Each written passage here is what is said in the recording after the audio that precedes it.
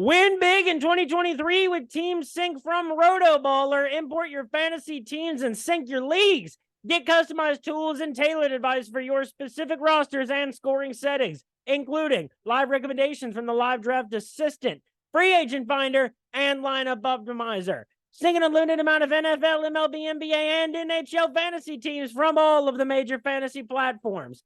Get a discount for any premium pass using my promo code Knuckler, KNUCKLER. Just visit rotoballer.com/radio and start rotoballing like a boss. For what is left in 2023, the holidays coming up makes a great gift for the rotoballer in your life. And this podcast is also brought to you by Parlay Play Fantasy Sports. Use my referral link and my referral code RotoBrady. Get that sweet, sweet deposit bonus. Get into those player prop parlay contests. They got free contests, paid contests. That is a hell of a platform. And what is up, everybody? This is Brady Grove bringing you episode 119 of RotoBaller's official MMA podcast. Tap that. The name of this episode is Garry Family Values. We've got UFC 296 coming up this weekend. It is the last UFC event of the year 2023. Follow me on Twitter at RotoBrady. That's where I make picks for all major MMA promotions and events, all major boxing events. Follow the podcast at Tap That MMA Podcast on YouTube, Facebook, and on Spotify. This weekend, the card gets going at 6 p.m. That means I will be in the RotoBaller MMA Discord from 4 to 5 p.m. doing the weekly DFS/sports betting Q&A. And with me tonight to cap off the year 2023, frequent guest co-host of Tap That. Give it up for Connor, Bones, Slone. Connor, what's up? Hey, Brady. Man, this year has flown by, hasn't it? Dude, for reference, Sean O'Malley became the Bantamweight champion in August of this year. Doesn't it seem like that happened like 2 years ago now? I don't know. I feel like it simultaneously feels like 2 years ago and 2 days ago. It's this weird thing. Same for Sean Strickland, man. What are the biggest takeaways of the year 2023 for you in all of MMA? Because for me, I have to say the rise of PFL, all the moves that the PFL has been making over the past year, I think really, obviously cementing themselves as the number two, I think quality MMA promotion in the world. Obviously, there's room for debate about that. And then the fact that there's been a lot of upsets and a lot of big characters that have become champions in the UFC. We started off the early part of this year. Leon Edwards won the trilogy against Kamaru Usman. What are the biggest takeaways for you from the year in mixed martial arts of 2023? Yeah, honestly, I think a couple things you mentioned there are definitely some of my biggest takeaways. I think the first thing that really comes to my mind, and this may be some bias here because you know how I feel about fighter pay. Anyone who has ever listened to podcasts before probably knows how I feel about fighter pay in the UFC. But just kind of looking back at Ngannou and the deal he made with PFL, not only that, but him being able to fight the best boxer in the world and beating him. I don't care what the judges say, he won that fight.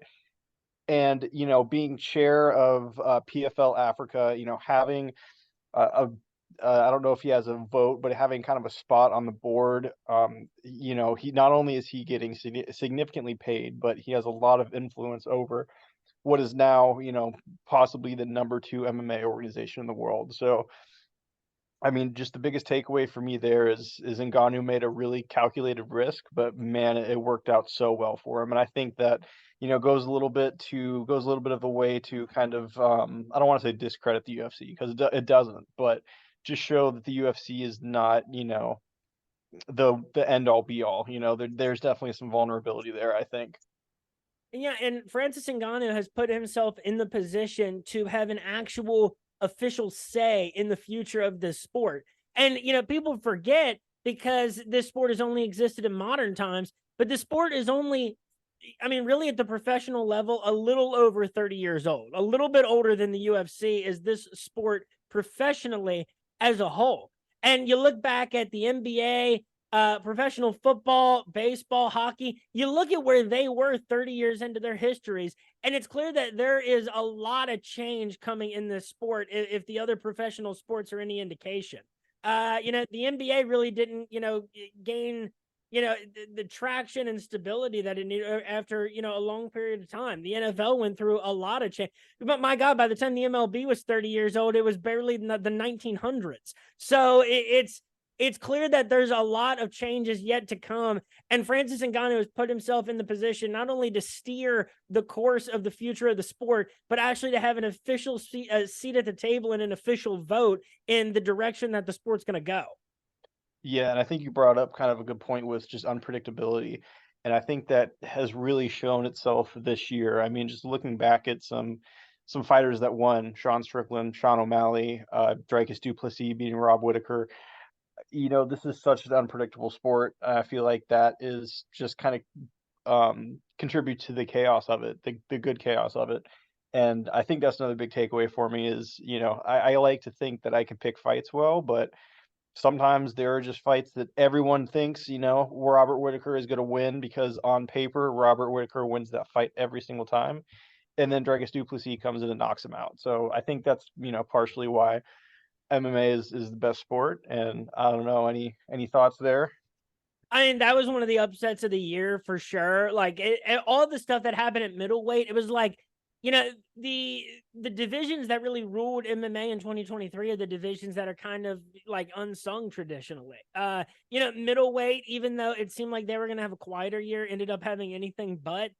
Alex Pereira made waves across a handful of weight classes. He's even the talk is that, that guy could be headed up to the heavyweight division.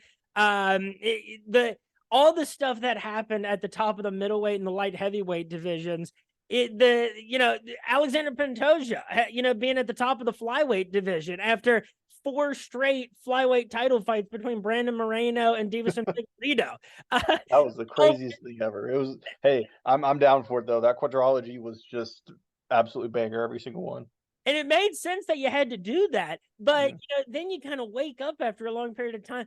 And it's like people did not give Pantoja the credit that he deserved. And it's like, Sean Strickland was a big one too, because him and Sean O'Malley, those were victories sort of for the UFC. I mean, like Sean O'Malley was absolutely a victory for the UFC. They wanted that guy to have the belt. As far as Strickland, that guy's star, if that's what you want to call it, has done nothing but rise since he's gotten the belt.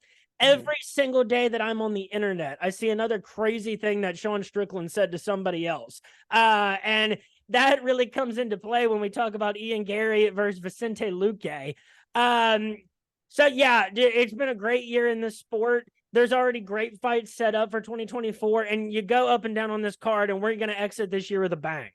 Yeah, I think this is absolutely a great card to end it on. I mean, before we hopped on here, I was just looking through the card, and man, every single fight looks awesome, top to bottom. So we're going to go bottom to top, talking about UFC 296. Now, here are the fights from the bottom to the top. We start off with a welterweight matchup between Randy Brown and Muslim Salikov. A heavyweight matchup between Shamil Gazaya and Martin Bidet. Andre Touchy-Feely, the worst nickname in the sport, against Lucas Almeida at featherweight. Flyweight, Cody Durden against Tajir Ulanbekov. Light heavyweight, Alonzo Menifield and Dustin Jacoby. I love Jacoby every single time out. And his former dance partner, Khalil Roundtree, just got the biggest win of his career over this past weekend. Women's flyweight, Ken Casey O'Neill against Ariane Lipsky.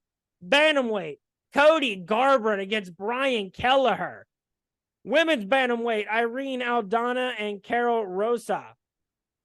Josh Emmett and Bryce Mitchell, who is stepping in for Giga Chikadze on late notice. Welterweight, Vicente Luque against Ian Machado Garry, who has found himself in the internet news a lot over the past few weeks. Tony El Kakua Ferguson against Patty Pimblett at lightweight. Welterweight, Shavkat Rakhmonov against Stephen Wonderboy Thompson. Co-main event, the UFC Flyweight Championship of the World. Alexander Pantoja defending the belt against Brandon Royval. And in the main event, the UFC Welterweight Championship, Colby Covington finds himself seeking the belt one more time, probably one last time, unless this fight turns into an absolute banger. against Leon Edwards. We're starting off with the main event. Now, Colby Covington, he is the plus 140 underdog. Leon Edwards, the minus 166 favorite. Aside from the merits of these two as fighters, what concerns you more? Colby Covington's age and the amount of time, his inactivity, the amount of times that he has been in this spot, unsuccessfully, all those factors, or the fact that Leon Edwards is hilariously already talking about going up to middleweight and calling out either Sean Strickland or Dricus du Plessis if he wins this fight. Yeah, I mean, I think that's a stupid thing for Leon to even think about, honestly. And I don't know, I feel like someone like Colby, I don't think, and I could definitely be wrong here, but I don't think his age is gonna quite be showing just yet. I think, for as much as I despise him for taking easy fights, taking a lot of time off, I think that just kind of bodes well for the longevity of his career. Um, how old is he again? I don't even know off the top of my head, but Colby's 35.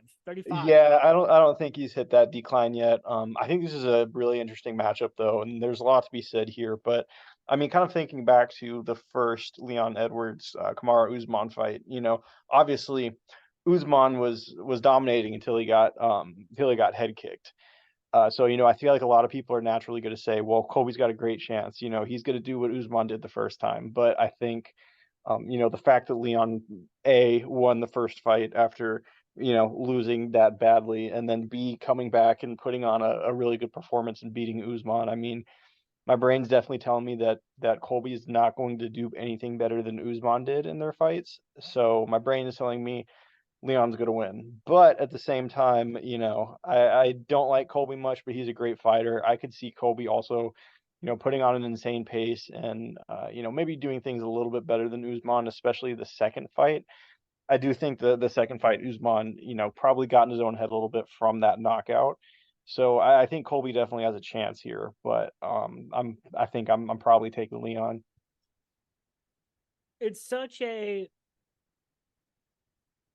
weird fight to project because, like, Colby for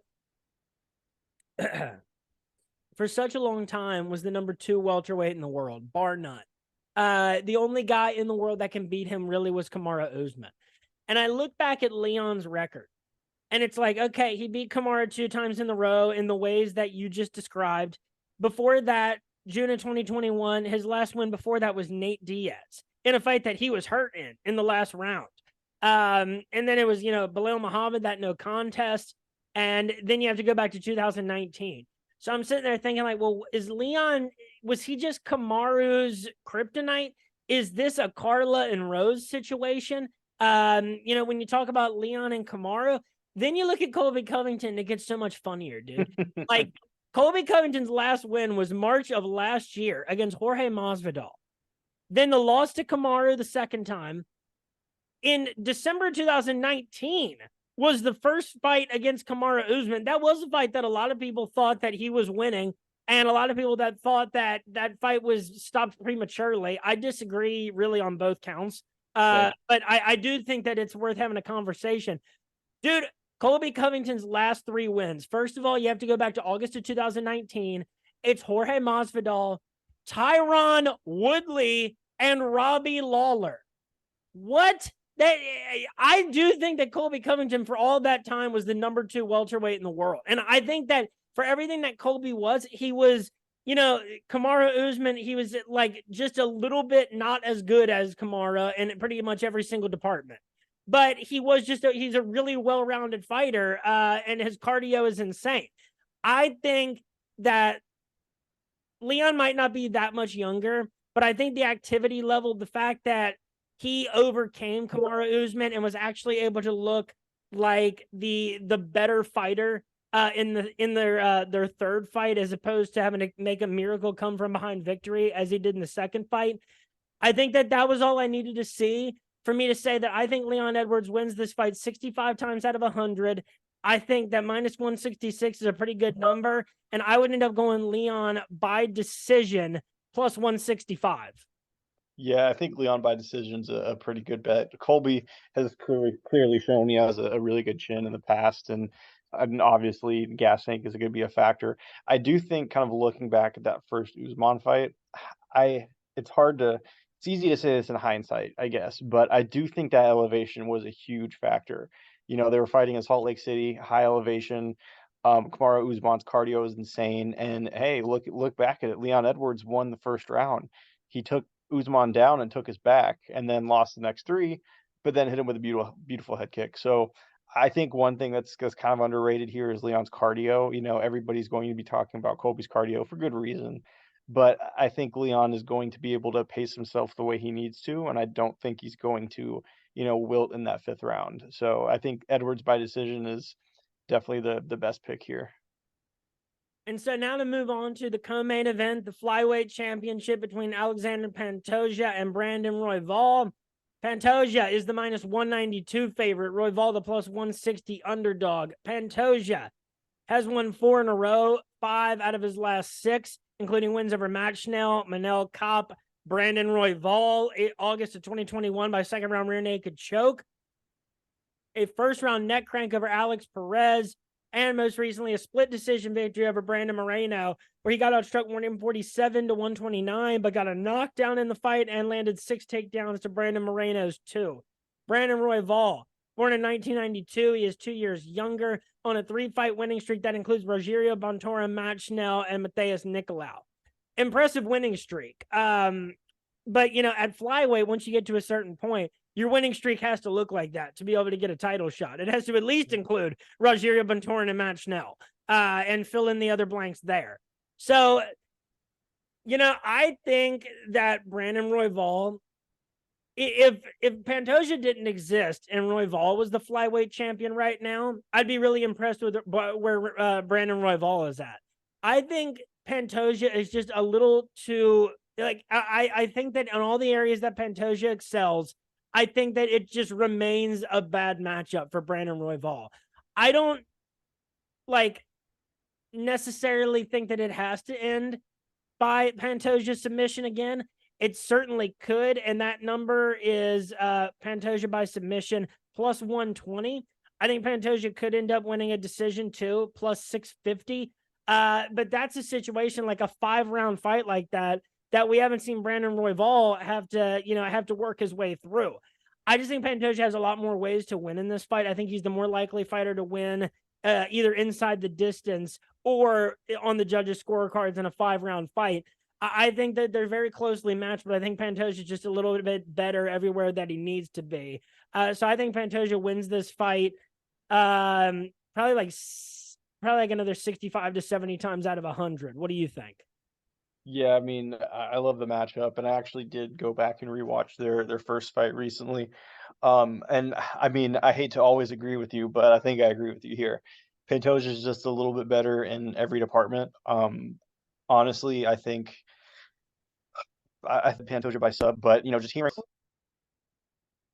and with Pantoja's last fight going to decision, I think Pantoja by decision is probably the best value. Plus 650 is crazy, and I'm gonna guess that Brandon Royval has probably improved enough to where maybe he could avoid getting finished this time. So Pantoja by decision is what I'm gonna go with, but I think Pantoja by sub is also a good bet. But I mean, if you really want to kind of play both sides here, Royval by sub is probably, if he does win, it would probably be through a submission. What are the odds on that? Royval by submission is plus 650. So hear me out. Bet $100 on Pantoja winning by submission, then $100 on Royval winning by submission. If there's a submission, you're making money either way. Yeah, and I think there's a good chance because this is going to be a high octane title fight. And I think that there's going to be a lot of mad scrambles in this matchup. Yeah, I mean, there always is a flyweight. Those guys, that's honestly why flyweight is arguably the most fun division to watch. Their scrambles are crazy, and at that light of a weight, sometimes it's a little bit more difficult to knock your opponent out. I think, I don't know if the science is very accurate on that one, but that's what it seems like to me. So next up at welterweight, number 5 in the world, according to Tapology.com, Shavkat Rakhmonov against number 6 in the world, Stephen Wonderboy Thompson. Wonderboy is the plus 470 underdog. Shavkat Rakhmonov, the minus 650 favorite. That's the thing. Stephen Wonderboy Thompson, born in 1983, February 11, 1983. The man, I'm doing this math correctly, crazily. He is 40 years old. He is coming off, he's on a one-fight winning streak. That fight came in December of 2022 against Kevin Holland, outstriking Holland 163 to 119.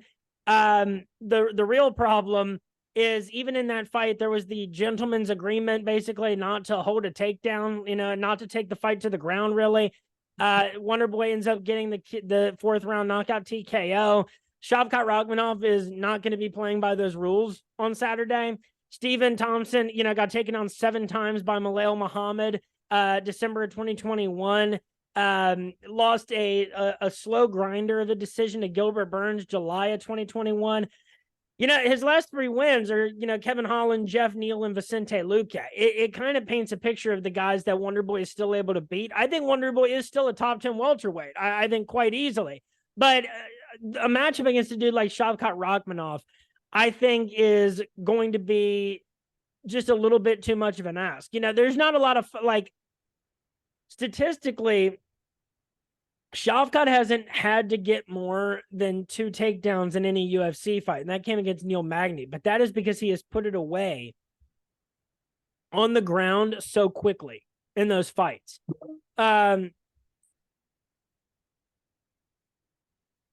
Shavkat being able to end every fight in the UFC inside the distance. A 1st-round guillotine over Alex Oliveira. A 2nd-round rear naked choke over Michel Prazeres. A 1st-round knockout over Carlston Harris. 2nd-round guillotine over Neil Magny. And a 3rd-round rear naked choke against Jeff Neal, where he also landed 113 strikes.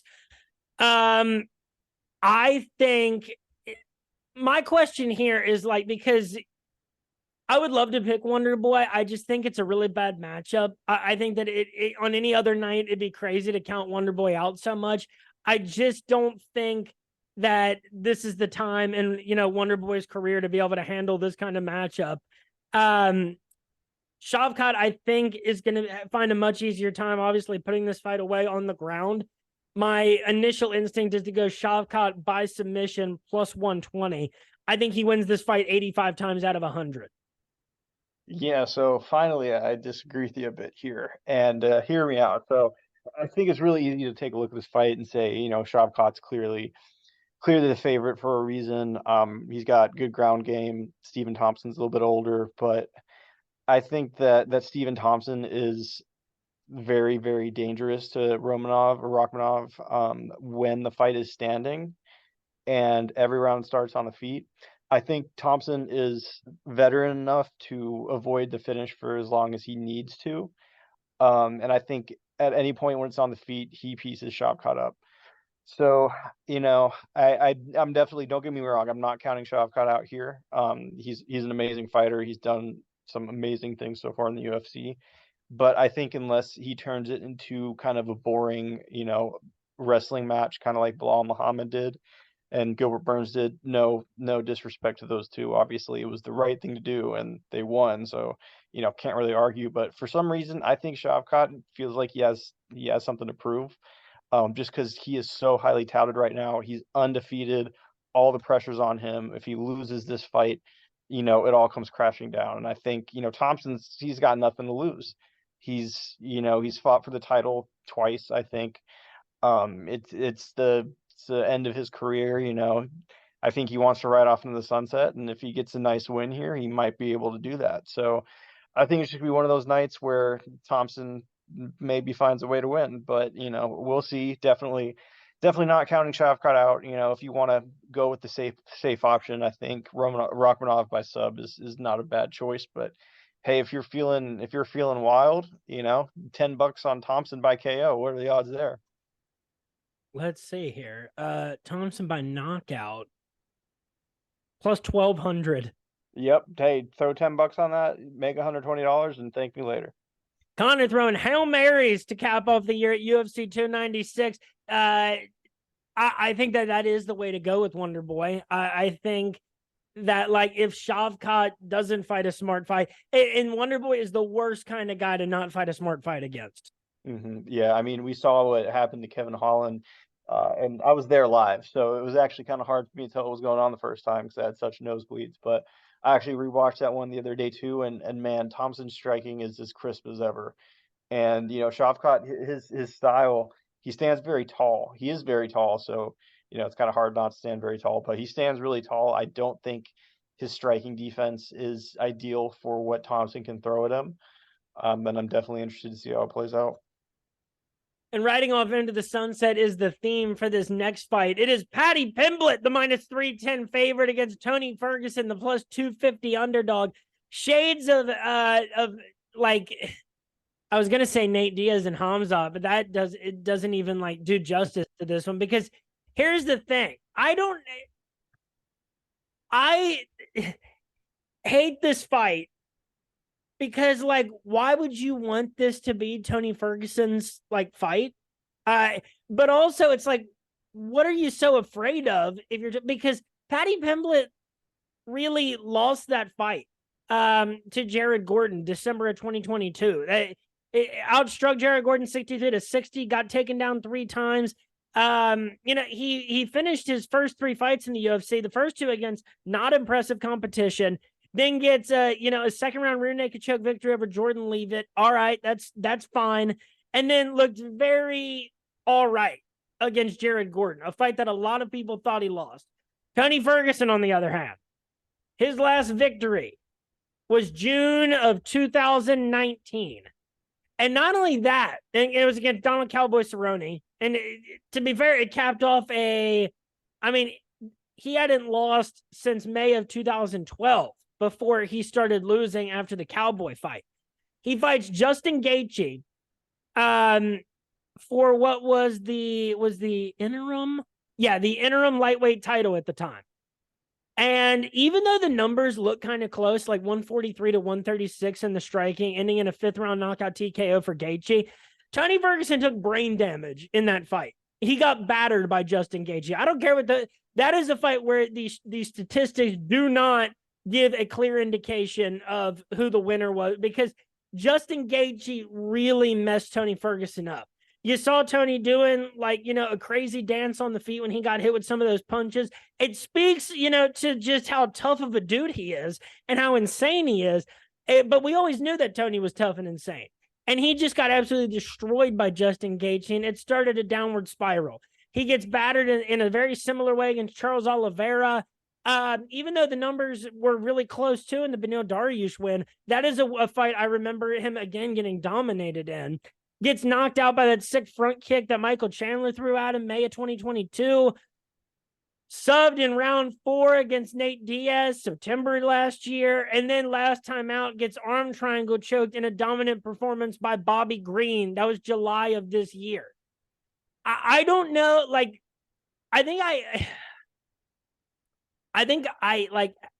Do I have to go Paddy Pimblett here? Or has Paddy Pimblett was he that humdrum in the fight against Jared Gordon?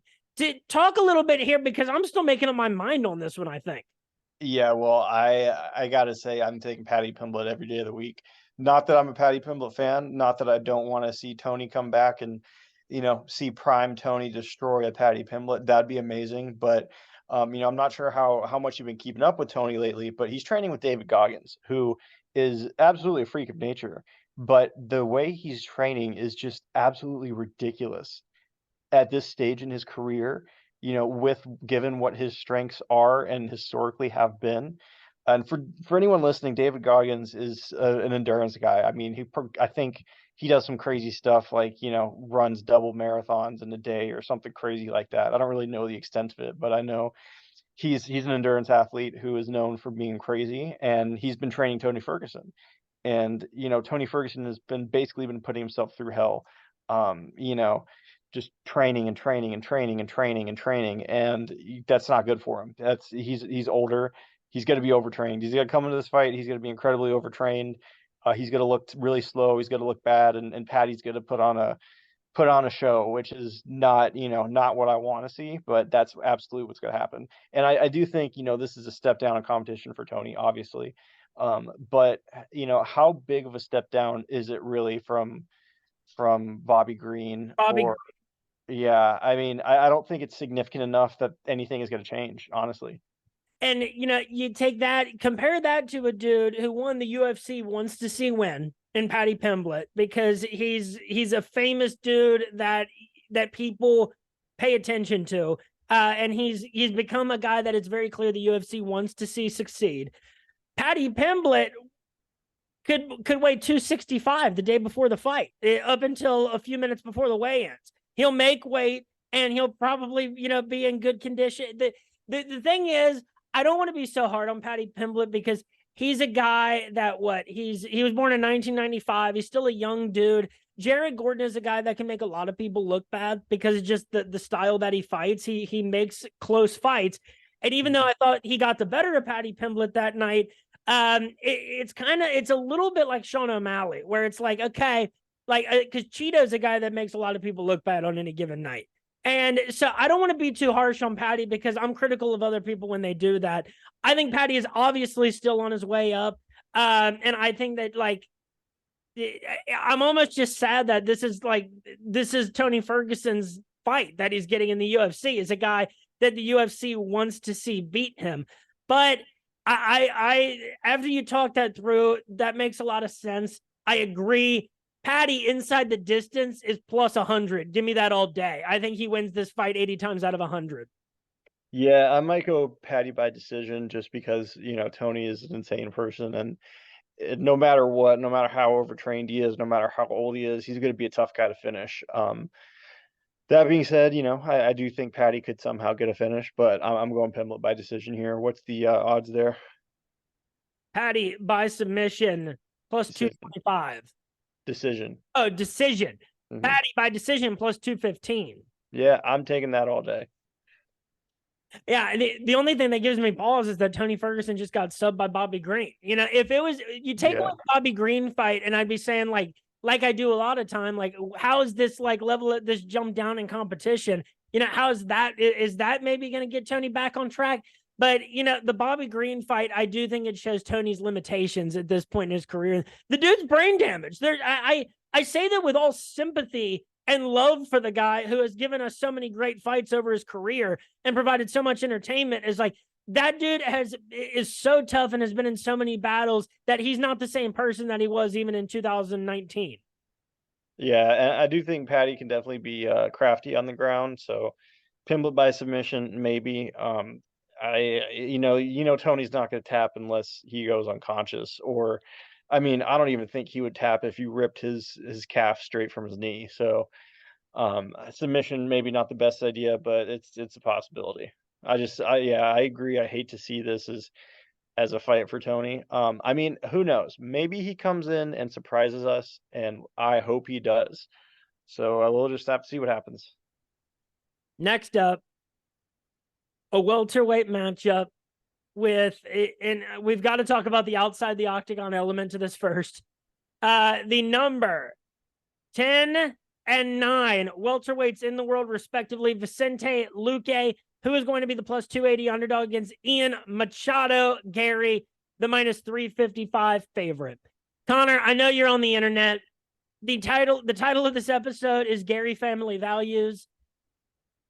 I don't, aside from anything that you might think in Ian Garry's marriage that might be a major red flag, such as your wife writing books about how to ensnare professional athletes so that you can use their money to your advantage.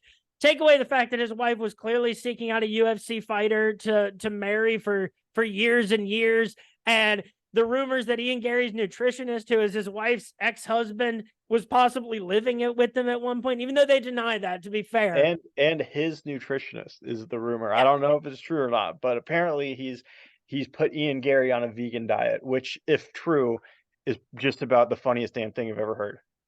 Dude, I can't even feel bad for Ian Garry. I did it first. When this stuff started at first, and now I'm like, I don't even know what to think about it. It's all so weird. He has gotten just so much heat from every other UFC fighter out there. The jokes on the internet are so damn funny, and there's merit to them. I don't know what's going on. Ian Garry was threatening to sue Sean Strickland, I think, at one point. He turned off like all the comments and stuff that he was getting on the internet. Dude, this cannot be a good headspace to be into going into this fight. Yeah, absolutely. And I think there are some fighters out there that, given this situation, they would come in incredibly motivated and they would, just be on point. They would be having a great night. They would win against anyone that night. Ian Garry is not one of those people. He is he's skipping out on the press conference, which I think also says a lot. He doesn't want to be in the same room as Colby Covington because Lord knows what Colby Covington's going to say. They're the same weight class. Colby's obviously going to go for him. It's, just low hanging fruit. Um, yeah, and I, I, I mean, just looking from a pure fight perspective too, this is definitely a step up in competition for Ian Garry, and he got dropped by Keenan Song. And I'm not trying to throw any shade to Keenan Song, but I think Vicente Luque is clearly a level above Keenan Song, and he's powerful. He's got a good left hook. I think Luque is going to win here, just given the circumstances and given kind of their respective styles. And I do think a lot of people are going to overlook Luque here because of his fight with Jeff Neal. Jeff Neal's a killer, and I know that Luque's had a brain bleed in the past, apparently, which is horrible. And I do genuinely hope he's okay. But Luque is not the type of guy that is easy to finish. So I'm taking Luque here, but I guess Ian Garry could surprise me and be one of those guys that just takes motivation from all this stuff going on outside the octagon. But I think you kind of have to have thick skin to turn it into a positive, and I don't think he has thick skin. Maybe it's from that vegan diet. Dude, isn't it crazy? Like, if he was a guy that you thought would use this to his advantage, don't you think he'd be at the press conference? Yeah. Dude, like you could use this so well to, even if it's not the best kind of attention. Everybody would, be talking about you, and everybody's going to be talking about you, but you're not going to be there to take advantage of it. That is just wild. And did you hear that he's going to be wearing yellow shorts in honor of his wife's home country, Brazil, instead Oh, of? is he really? Yeah, that's what they're saying, and I think that's what he said. Dude, it's so damn weird that I just like don't. It's kind of like when something tragic happens to a fighter. It's like, dude, that's not a good space for your head to be at going into a big fight. Now, to be fair, Ian Garry is coming off of a really nice unanimous decision victory over Neil Magny. 4 quality wins on his resume at this point, and Gabe Green, Kanan Song, Daniel Rodriguez, and Magny. Luque, though, his last 2 losses are to Belal Muhammad and Jeff Neal. Those losses look more and more understandable as time goes on. He's coming off a victory over Rafael dos Anjos in dominating fashion, 72-66 in the striking, 8 takedowns to 2. If he wants to, go for takedown, I just think especially when you look back, like Luque's 4 wins before that was Nico Price, Randy Brown, Tyron Woodley in 2021, and Michael Chiesa. So there's kind of a gap between the wins that he's gotten and the losses that he's taken. But I think that just overall, I think that Luque at least wins 40 of these out of 100, if not more. This could be a 50-50 fight. Give me plus 280, and you don't have to go for a method of victory. If you do go for a method of victory, I don't know, by Luque by knockout, that would be plus 750. And then Luque by decision is plus 900. What the hell are they talking about? Yeah, I think Luque by decision has best value there. But also, Luque, if he catches Ian Garry like Keenan Song did, he's finishing that fight 10 out of 10 times. So I think that's a good bet too. And honestly, I kind of forgot about the RDA fight. I was just thinking about Luque coming off that Jeff Neal loss, and now I'm even more confident. I think Luque is going to find a way to win here. He's much more well-rounded. Ian Garry's not going to be in the right headspace. I'm taking Luque all day here. Dude, and I think that this isn't going to go away either. I think we still have at least another month of wild stuff in the Ian Garry saga in the aftermath of this fight. Win or lose, people are going to be making fun of him.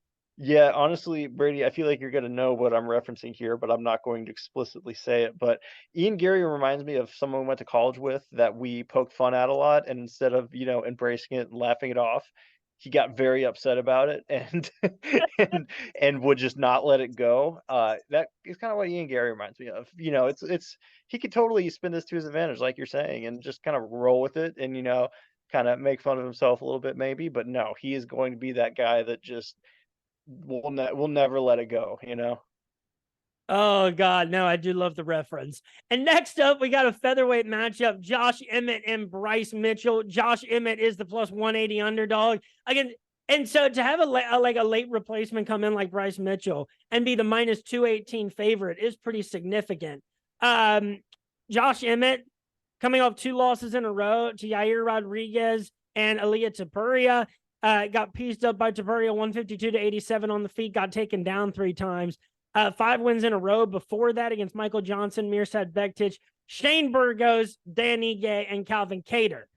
Bryce Mitchell, on the other hand, almost a decade younger than Josh Emmett, and that has been on the younger fighter's advantage a lot of the time over the past couple of years. The unanimous decision victory over Dan Ige his last time out, 23 to 18 in the striking, 5 takedowns for Bryce. He also lost to Ilia Tapuria December 2022 by arm triangle. His big wins before that was Charles Rosa by unanimous decision, Andre Fili by unanimous decision, and Edson Barboza, a fight where he, got a knockdown, outstruck Edson 34 to 16, and got 4 takedowns. Again, Bryce is a guy that, because he is such a crafty grappler and because he landed that twister over Matt Sales December 2019, people consider him to be a submission artist, but that's not the way the results have shaken out in the UFC. I think that Josh Emmett is going to have a chance if he can keep the fight off the ground. That's just a really, really big if. I think that Bryce will be in some danger when this fight is on the feet. Ultimately, I think it's going to end up with Josh Emmett on his back. I think Bryce Mitchell wins this fight 65 times to 70 out of 100. Minus 218 might be just a little much considering the competition that these two guys have respectively faced. But give me Bryce Mitchell by decision plus 115. Yeah, this is an interesting matchup, and it reminds me a lot of Bryce Mitchell versus Dan Ige, except I think Emmett is a little bit more powerful than Ige and a little bit worse on the ground. So I think the paths to victory here are pretty out. Bryce Mitchell by either submission or decision. I think most of the time this matchup favors the grappler, and I think Bryce Mitchell will probably be able to at least survive to get him on the ground. I say Bryce Mitchell probably by, I don't know, probably by submission or decision. But if you're feeling like it's a knockout kind of night, Emmett by knockout is definitely not the worst call. I do think the odds are a little bit too lopsided here. I'd like to see it a little bit more of a pick 'em, but I'd say Mitchell wins probably 55 out of 100, maybe 60, but that might be stretching it. Next up, at women's bantamweight, a banger. Irene Aldana against Carol Rosa. This is the number 5 and the number. Carol Rosa is ranked at featherweight, but the number 5 bantamweight in the world against the number 18 women's featherweight in the world, according to Topology, respectively. Carol Rosa 17-5, Irene Aldana 14-7 as professionals. Carol Rosa, the plus 164 underdog. Irene Aldana, the minus 198 favorite. Aldana lost her last fight to Amanda Nunes June of this year by unanimous decision, got dominated 142 to 41 in the striking, taken down 6 times. Had won 4 of her last 5 before that, with a loss to Holly Holm in between. Wins over Vanessa Mello, Ketlin Vieira, Macy Chiasson, and Yana Santos. Less impressive of a winning streak than I seem to recall before going into that title fight. Carol Rosa, on the other hand, 6 years younger, only winner of 2 of her last 4. And 2 of those losses came to Sarah McMahon. Understandable if you can't keep her from taking you down. And Sarah McMahon is someone who can do that to 99% of the world on any given night. And then Norma Dumont, who beat her by unanimous decision April of this year, wins over Yana Santos by split decision, and Lena Landsberg October of 2022 by majority decision. It's Irene Aldana's record is a little less impressive than I recall, going into her title fight. And it seems to be there's a very clear like skill set that Irene Aldana was not able to beat. But to be fair, that's like two of the greatest champions that, the women's divisions have ever seen. My real problem is that Carol Rosa's time, since October of 2021 has been less impressive. So I think that, and like even the wins that Carol Rose has gotten have been by like very close decision, very questionable decisions. And if you ask me who's more likely to finish this fight, it is Irene Aldana all day. So my question is, Irene Aldana by TKO knockout or by decision? Aldana by knockout plus 400. Aldana by decision is plus 105. What the hell? Give me Aldana by TKO knockout plus 400. I think she wins this fight. Probably 70 to 75 times out of 100. What do you think? Yeah, I was definitely going to say Aldana by KO here. I think, after coming off such just a dominating loss to, the women's GOAT, I feel like that's probably going to be some motivation for her. In the past when she lost to Holly Holm, she came back in her next fight and got a knockout against Yana Santos. So I think it's going to be kind of similar here. Hopefully it's going to kind of light a fire under her ass and she'll get a good win. Aldana by KO is definitely what I would go with too. Next up, a bantamweight matchup between Cody Garbrandt and Brian Kelleher. Brian Kelleher, the plus 164 underdog. Garbrandt, the minus 198 favorite. Same odds as the last fight. Let's start out with Brian Kelleher, a guy that it's a tough matchup for, a lot of people on any given night. The problem is he hasn't fought since June of 2022. 2 losses in a row, both by first round rear naked choke to Umar Nurmagomedov and Mario Batista. He had 2 wins in a row before that by unanimous decision against Domingo Payarte and Kevin Kroom, where he landed a combined 66 strikes and 9 takedowns when his opponents landed a combined 63 strikes against him.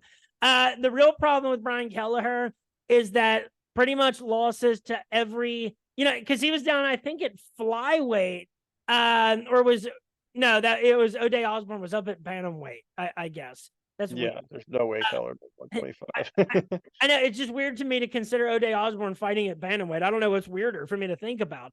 The big issue is that Brian Kelleher, like the biggest win on his UFC resume is probably Renan Barão back in 2018. That's a horrible big win. Biggest win. Fights against John Lineker, Cody Stamann, Ricky Simone, Umar Nurmagomedov, Mario Batista, all losses and all of a certain level of competition. You look at Cody Garbrandt, hasn't done much winning of late, but is coming off a win March of this year over Trevin Jones. And this is a guy that's only fought killers dating back for a long time. After he beats Dominic Cruz, 3 losses in a row to TJ Dillashaw and Pedro Munoz, all by knockout.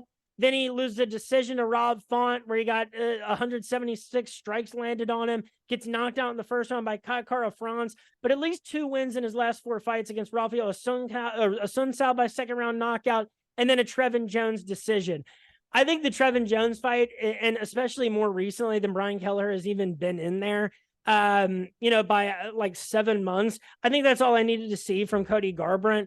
I think that maybe Cody's days of getting the big knockouts, especially, against, a guy that's crafty and Brian Kelleher, I think that might be behind him.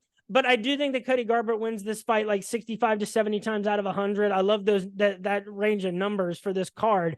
So I don't know about minus 198. That's a lot. That's a little bit on the border. See if that number comes down. But Garbrandt by decision plus 200, I think, is the best bet. What say you? Because you have long been a fan of Cody Garbrandt. Yeah, I think you know who I'm going to pick here. I'm going Cody Garbrandt all day. I do think everything that you said it makes sense, and I don't think you're wrong. But my heart's telling me Garbrandt by KO. Let's see him come out there, and they say the last thing to go is power, and Cody Garbrandt's always had power. So if he can just fight smart, which I think he showed his capability of that in the Trevin Jones fight. I think he'll get a win, and I'm hoping for a knockout here. I also think Kelleher is not the type of guy that's going to be able to lure Cody Garbrandt into a wild brawl, which is where Cody loses. So I think he's going to stay disciplined and get a knockout in the second or third round. But I also think Garbrandt by decision is a good bet as well. I think Brian Kettler, even maybe a few years ago, his best bet would have been to sucker Cody into a mistake and then land a submission on him. But that, as time has progressed, looks less and less likely. And so next up, we got a women's flyweight matchup between King Casey O'Neill, a 9-1 professional, against Ariane Lipski, the number 15 and the number 24 women's flyweights in the world, respectively according to Tapology.com. Let's start with Casey O'Neill. So, winner of 4 fights in a row, starting when she started off in the UFC against Shanna Dobson, Lara Procopio, and then Antonina Shevchenko by second round knockout, and then a split decision win over Roxanne Modafferi where she landed 229 strikes. Casey O'Neill, I think, if she's less than $20, is going to be very popular in DFS this week. She is coming off a unanimous decision loss to Jennifer Maia in a close fight March of this year. Got outstruck 145 to 137. Jennifer Maia, a tough out and a really tough matchup for anybody in the UFC flyweight division on any given night. Ariane Lipski, she is 3 years older. She will be at a 2-inch reach disadvantage. She's the winner of 3 out of her last 4 fights. She has losses on her record to the likes of Joanne Wood, Molly McCann, Antonina Shevchenko, Montana De La Rosa, Priscilla Kuchera. Her wins of late have been all decisions against Mandy Bone, where she landed 87 strikes and 2 knockdowns, JJ Aldrich, who she landed 101 strikes against, and then a split decision in a close fight with Melissa Gatto July of this year. I think that this is a fight where Casey O'Neill might land 120 strikes and Ariane Lipski might land 80 plus. And I think ultimately it'll end up with a Casey O'Neill decision victory. I think Casey O'Neill wins this fight 60 times out of 100 because I think it's going to be close, and it's still young in the career of Casey O'Neill, and we've seen a limited amount of her fights against slightly younger fighters at this level of competition. O'Neill by decision plus 150. I think that's as good as I'm going to like something. Ariane Lipski by decision, I think, is the best way to go for her as well. That's plus 250. I think those numbers are at about even value. Yeah, I agree with pretty much everything you said. And, part of me wants to say I think Lipski is going to her experience in there might be a factor here, and I could see her pulling away with a win. But then I go back to that Molly McCann loss, and I just can't excuse that. I'm going I'm not betting on Lipski here. And then in a light heavyweight fight that has this not happened yet? It seems almost impossible. Let's see. No, somehow hasn't happened in the UFC yet. Dustin Jacoby versus Alonzo Minifield. Minifield is the plus 215 underdog. Justin Jacoby, the minus 265 favorite. Minifield, a guy that I was hard on for a long time, especially after his loss to William Knight, a loss that I was very disappointed that he took December of 2021. But then he's really bounced back. He hasn't even lost since that William Knight fight. Got 2 first-round knockouts over Oskar Mazarov and Misha Serkinov, October of 2022. Then goes to a draw with Jimmy Crute, a majority draw, February of this year, where he landed 56 strikes, 2 knockdowns. He did get taken down 6 times by Jimmy Crute. So I believe it was a 10-8, and then 2 rounds for Jimmy Crute, I think, is the only way that could have shaken out. And then comes back after they ran it back and gets a second-round guillotine victory over Jimmy Crute July of this year. So really a very good run by Alonzo Minifield. And after, that injury to Jimmy Crute, things just continued to get worse. And that was after Alonzo this whole streak has happened after a loss to William Knight and a win over Ed Short Fuse Herman, August of 2021. So we had no idea where Alonzo Minifield was going to be. He's done really well against strong competition. He's done really bad against bad competition. So he's a guy that really keeps you on your toes. Dustin Jacoby, he's got a 76-inch reach, born in 1988. He is actually a year younger than Alonzo Minifield, if you can believe it. Dating back to August of 2021, wins over Darren Stewart by first-round knockout. 2 decision victories over John Allen, where he landed 153 strikes. Michaela Lexijuk, 89 strikes. I think it's a first-round knockout over Dahlun Jung. Then the loss to Khalil Roundtree, and as good as Khalil Roundtree looked this past weekend against Anthony Smith, who, it took that fight under, some unfavorable circumstances, got knocked out in a viral manner and did the chicken dance on the way down to the mat. That was still a fight that I thought Dustin Jacoby beat Khalil Roundtree at. And I'm gonna jump in here real quick and say I definitely don't think your opinion is valid, but honestly, when I watched that fight on first watch, and I might be a little bit biased here, but I thought Khalil was landing the better shots, and I thought he did more damage, which is apparently the most important factor. So I think the decision was okay. You can definitely disagree, and I do think it was close enough that could have went either way. But sorry, continue. now I was interacting with Dustin Jacoby this past week because he was like live tweeting like as he was rewatching his fight with Khalil Roundtree, and he was like, "Dude, I won every round of this." But Dustin Jacoby did bounce back after 2 straight decision losses. The second was to Azamat Murzakanov, and he got a first round knockout over Kennedy and Nzechukwu August of this year. Good win. Minifield, like, the question is, do I think he survives a Dustin Jacoby onslaught? And Dustin Jacoby, if he's going to be standing on the field with Alonzo Minifield, he might be in danger at least at one point in this fight. But that was the same thing people were kind of saying about Kennedy and Nzechukwu as people kind of liked him going into the Jacoby fight. I think Jacoby as a minus 265 favorite, I wish it was not as favored. I would really like it. See if that number comes down even a little bit, maybe string together a parlay with it. Jacoby by decision plus 175. Jacoby by TKO knockout plus 140. I am inclined to go by knockout because I think it's going to be a lot more advantageous to get that fight over early for Jacoby as opposed to hanging around and waiting for a bomb from Alonzo. So I would say give me Jacoby by TKO knockout plus 140 and then Jacoby by decision plus 175 in that order. I think Jacoby wins this fight 70 times out of 100. How say you? Yeah, I'm taking Jacoby here. I think he's a much more consistent fighter. Menifield, as you kind of pointed out, he's been a little bit up and down in the past. I think Jacoby's reach is going to be a huge factor here. I think Jacoby is really good at not having boring fights at all. He always has exciting fights, but being responsible and not overcommitting to shots or overextending. I think he's going to, exercise some caution here because Menifield does have a lot of power. I'm taking Jacoby by decision actually, and then number 2 probably Jacoby by knockout. Next up, we have a flyweight matchup between Tagir Ulanbekov and Cody Durden. We have 4 fights remaining on the card. Durden, the plus 136 underdog. Tagir Ulanbekov, the minus 162 favorite. Cody Durden, winner of 5 of his last 6 fights. So he had a draw with Chris Gutierrez back in August of 2020, a loss to Jimmy Flick, and a loss to Muhammad Makayev. Those are the only 2 guys that have beaten him, are Jimmy Flick and Muhammad Makayev. Wins over Aori K. Ling by unanimous decision. A first-round knockout over JP Buys, a guy who, one, I often confuse with Jimmy Flick, so my apologies to both of them. But JP Buys, a guy that has not looked good in his time in the UFC.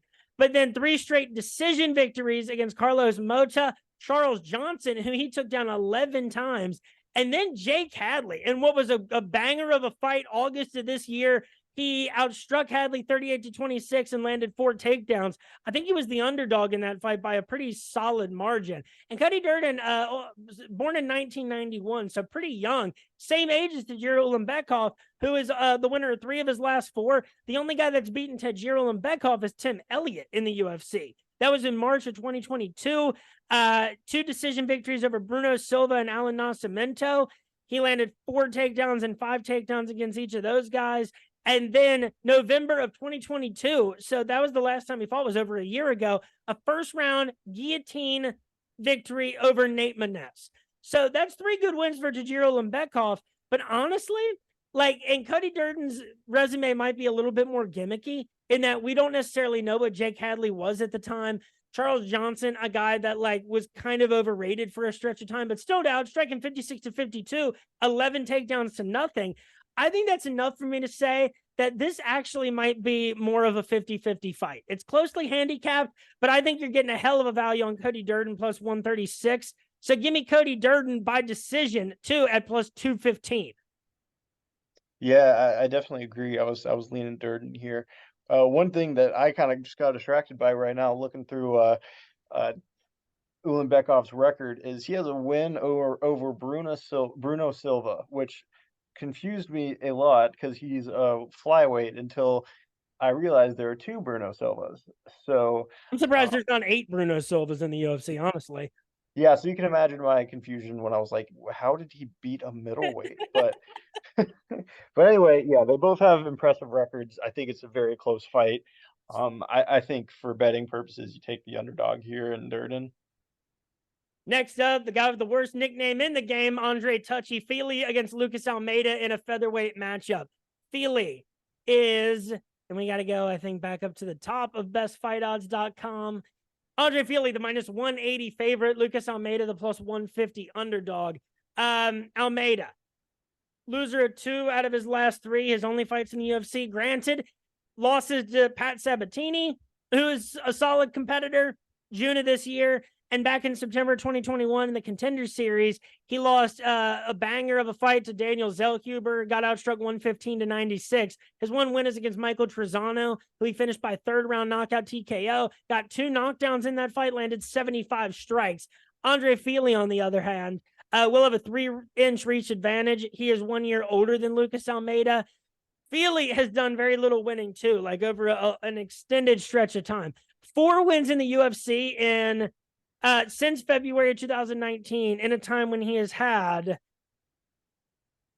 9 fights. Those wins have been against Miles Jury, Shaman Moraes, Charles Jourdain in what was a really close split decision June of 2020, and then Bill Algeo, another split decision September of 2022.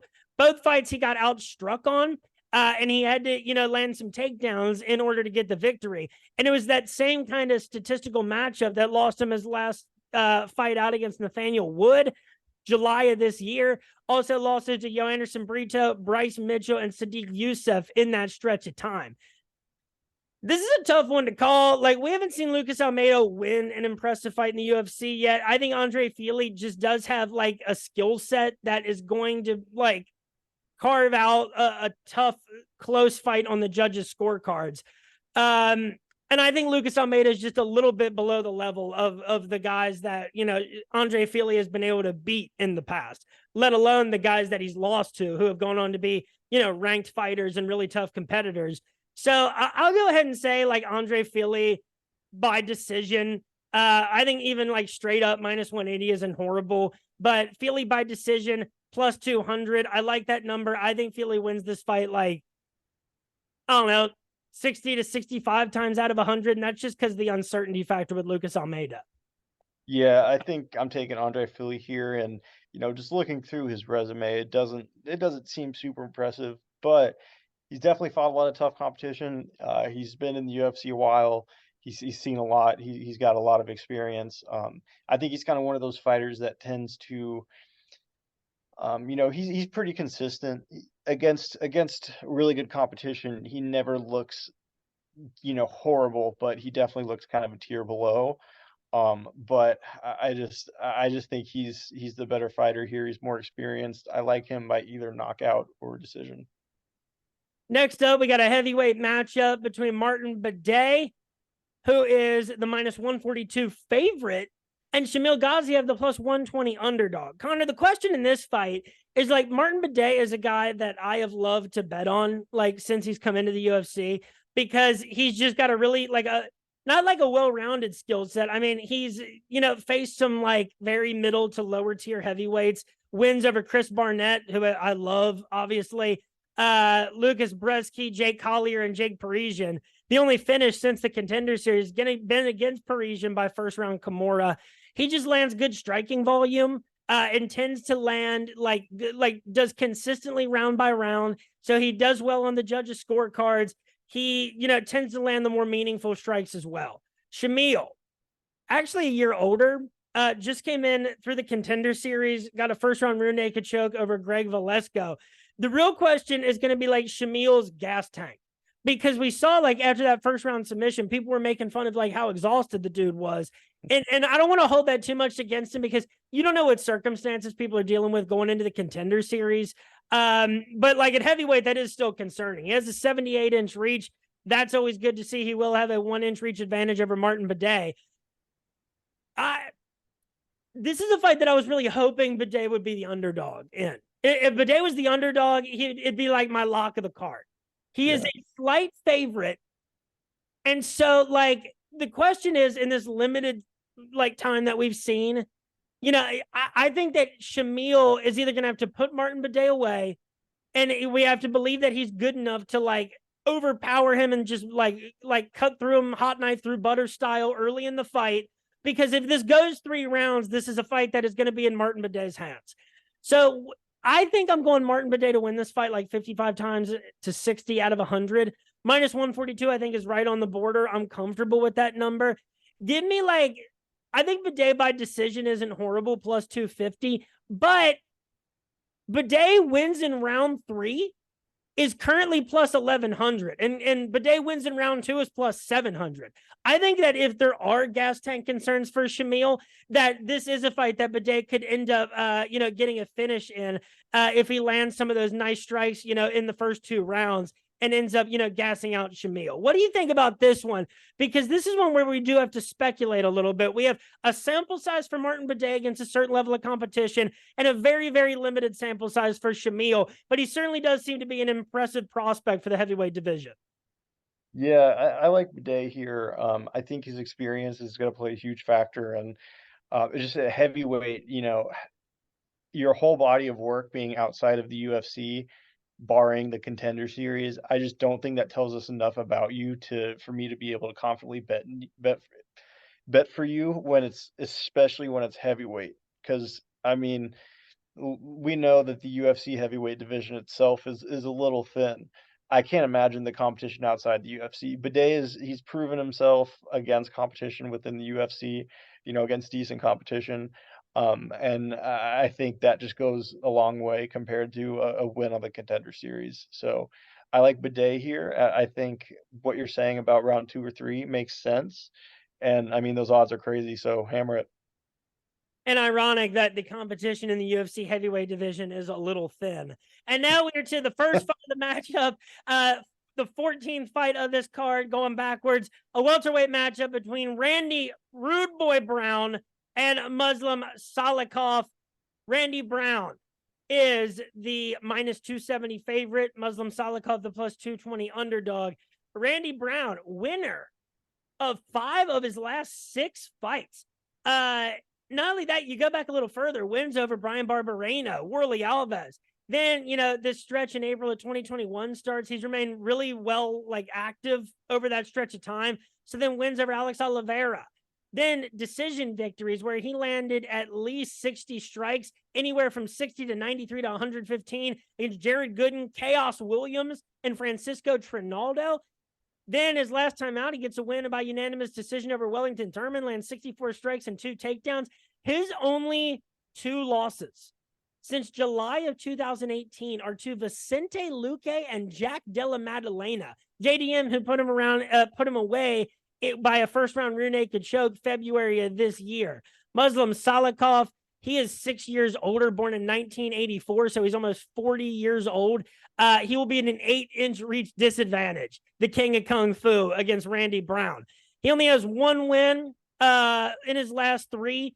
He had some, pretty solid wins as well, like Ricky Rainey, Nordine Talib, Loriana Staropoli, Elijah Zaleski, Francisco Trinaldo, all solid. He never, even in decision victories, put up more than the mid-60s of strikes. His last 3 got knocked out in the second round by Li Jiangliang.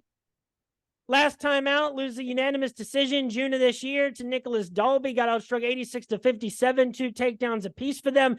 He did get a 3rd-round knockout TKO over Andre Fiallo, and that win meant less and less as time went on for Fiallo and his time in the UFC, as much as I liked that guy. Randy Brown, the real question to me is his last 4 victories have been by decision. I think that I have to narrow it down. How do I think Randy Brown wins this fight? Because I think Randy Brown wins this fight 75 times out of 100, maybe 80. Only really, really good fighters, killers of the welterweight division, have beaten Randy Brown. Muslim Salikov, it just like those, he hasn't been nearly as active. Those wins that he's gotten mean a lot less. And the win that he has gotten since June of 2021 doesn't mean a whole lot to me for his prospects against Randy Brown, who is currently ranked as the number 14 welterweight in the world, according to Topology. Muslim Salikov is ranked number 22, but I think there is a big gap between the number 14 and that number 22. Randy Brown by decision is plus 140. I think that number is absolutely phenomenal. Past that, I'd go like Randy Brown. I don't know. Inside the distance is plus 180. I do not think, I think that's a bargain. And aside from me like having to narrow down exactly how I think it happens, like, because Randy Brown, let's see, you know, I think that like it's kind of a toss up and how he would win that fight if it was inside the distance. What do you prefer between, you know, Randy Brown by decision or Randy Brown inside the distance? Or do you disagree with me completely on that matchup? Yeah, I mean, I think logic here tells me that Randy Brown, this is a good matchup for Randy Brown, and you know, he's got the length, and he definitely has a better track record as of late. But I don't know. I think it's just irresponsible to completely look past Muslim Salikov. I do think he's a decent fighter. I think he's got some explosiveness, and we are kind of at the tail end of his career, so I don't know. I feel like if you're picking Randy Brown, decision's probably your best bet. But I mean, if you want to get a little bit wild, Randy Brown has been a little bit chinny in the past. Muslim Salikov does have some power. What's Salikov by KO? Um, plus 450. Yeah, I don't like Wish those that number odds. was higher if I was going to take it. Yeah, exactly. So I guess Randy Brown by decisions would be my pick here. But hey, I just don't count Muslim Salikov out completely. What are the odds just on Salikov winning? Plus 220. Yeah, I mean, I think there's some value there. I think Randy Brown wins this 70 out of 100, but you know, stranger things have happened. Brown has definitely shown that he's a little bit chinny in the past. Salikov could hurt him and not put him away, but you know, win a round or two, and all it takes is just to steal 2 rounds. So I don't know. I think Randy Brown here, but hey, anything could happen.